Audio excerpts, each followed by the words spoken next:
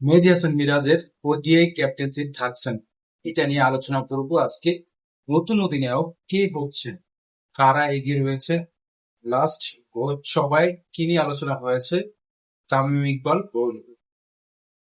মেহেদী হাসান মিরাজ গত কয়েক বছর ধরে তিনি ওডিআই ফরম্যাটে আপনি পারফরমেন্স বিচার করলে ক্যাপ্টেন্সি হিসেবে ভালো করছে।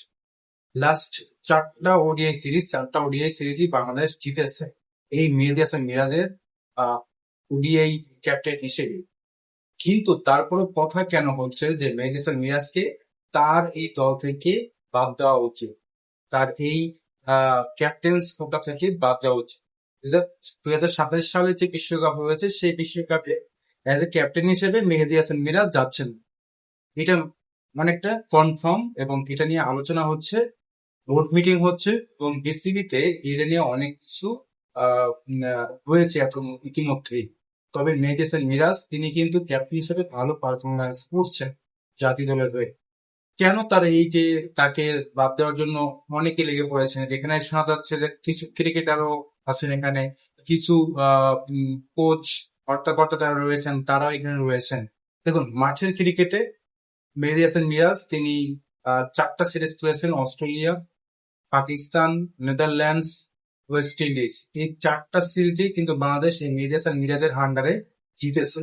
তারপরও তাকে বাদ দেওয়ার গুঞ্জন একটাই কারণ, তিনি মাঠের ক্রিকেটে যে অনেকগুলো সিদ্ধান্ত গুলো আছে, ডিসকাশন গুলো আছে এবং সেই সিদ্ধান্ত গুলো একা নেয় এবং তার ক্যাটসি ভাব উঠেছে। যেমন তিনি ওই যে একটা ইস্যু বলছিলাম যে মুশতাক হোসেন সৈকত তাকে ভালো আগের ম্যাচে ভালো বোলিং করেছে, হ্যাঁ, কিন্তু তার পরের ম্যাচে তাকে বোলিং এ দেওয়া হলো না। ওই সময় বলটা দিলে সে উইকেটও পেতে পারতো এবং তার কোটাও কোন দিতে পারতো, সেটা করেন নাই। এরকম আরো ঘটনা রয়েছে মেহেদী হাসান মিরাজের বিপক্ষে, যে যিনি কিনা মাঠের ক্রিকেটে খুব নেতিবাচক প্রভাব ফেলছেন। হ্যাঁ, টিম ওয়াইজ মেহেদী হাসান মিরাজ ক্যাপ্টেন হিসেবে ভালো করছেন, তবে পারফরমেন্সটা দেখেন, তিনি ভালো কিছু পারফরমেন্সও কিছুদিন আগে করছে।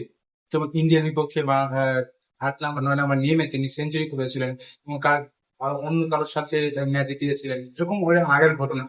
বর্তমানে তিনি এরকম কোন ঘটনা এখন দিতে পারছেন না। নাম্বার 7-এ যেই একটা ব্যাটিং ঝলক দেখানোর কথা, নাম্বার 7-এর যেই একটা ব্যাটিং এর মানে ক্যারিশমা দেখানোর কথা, ওই সময়টা স্লগ ওভার আরো অনেক কিছুই স্লো খেলতে হয়, মানে টি-20-র মতো খেলতে হয় ওডিআই ফরম্যাটে, সেটা কিন্তু তিনি করতে পারছেন না। বোলিং এ তিনি ভালো পারফরমেন্স করছেন না। তারপরে তাকে একজন ক্যাপ্টেন যদি এই দায়িত্ব সমূহ না পালন করতে পারেন, একজন ক্যাপ্টেন যদি এই যে পারফরমেন্সটা নিজে থেকে না করতে পারেন, তাহলে অন্যরা কিভাবে করবে? এটা নিয়ে আসলে মূলত আলোচনা হচ্ছে। মেহেদী হাসান মিরাজ জাতীয় দলে থাকছেন ক্যাপ্টেন কোটায়, কিন্তু তিনি পারফরমেন্স করতে পারছেন না। দেখুন, তিনি যদি ক্যাপ্টেন থেকে বাদ দেওয়া হয়, তাহলে আহ, কে কে আসবেন, মানে তাহলে তো তিনি দলে চান্স পাওয়ার কথা না। একমাত্র টেস্টে আমার কাছে মনে হয় মেজর সিনিয়র একমাত্র পারফেক্ট। কোনো টি-20 বলেন, টেস্টে বলেন, কোনো ওডিআইতে বলেন, পারফেক্ট না। তারপরও আরেকটা বিষয় কথা হচ্ছে যে মেজর মিরাজ এই যে এনপিএল খেলছে, এনপিএল এ আপনি 3টে ম্যাচ খেলেছেন, 3টে ম্যাচে কি করেছেন? প্রথমে 17 বল থেকে 10 করেছেন, বোলিং এ গেছেন, পুরো মার পেয়েছে।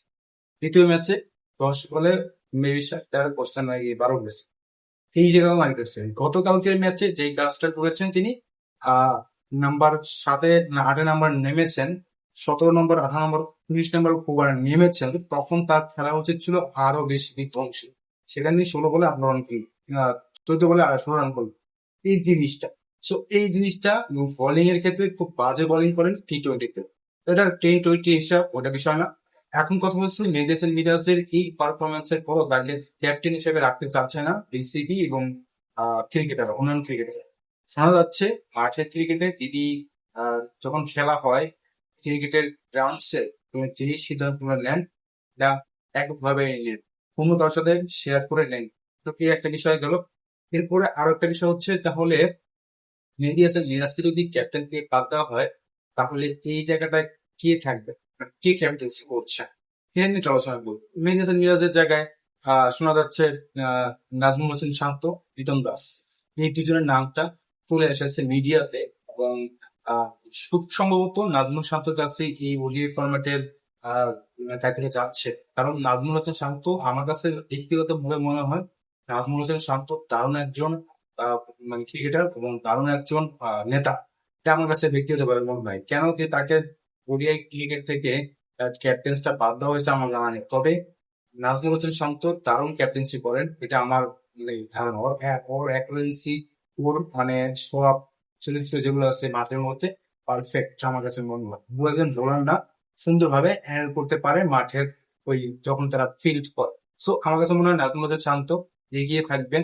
আর পরবর্তী পরবর্তী সিদ্ধান্তে অর্থাৎ পরবর্তী যে বোর্ড সভা হবে বাংলাদেশ ক্রিকেট বোর্ডের, সেইখানেই এই সিদ্ধান্তটা হবে যে আগামী দিনের জন্য 6 মাসের হোক, 1 বছর হোক, 2 বছরের জন্য হোক, বা ওয়ার্ল্ড কাপ পর্যন্ত হোক, একটা নতুন ক্যাপ্টেন ওডিআই ফরম্যাটে আসছে। মেডিয়াস মিরাজ তাকে ওডিআই ফরম্যাট লেখে আপাতত এটা নিতে হবে। এটা খুবই আহ, খুবই তাড়াতাড়ি শুনতে পারবেন আপনারা। তারপর বলছি আর হচ্ছে শান্ত লিটন দাস খুব ভালো করছে টি20-তে, তাকেও দেওয়া যেতে পারে। নাজমুল হোসেন শান্তকে দেওয়া যেতে পারে। আমি এটার সাথে একমত।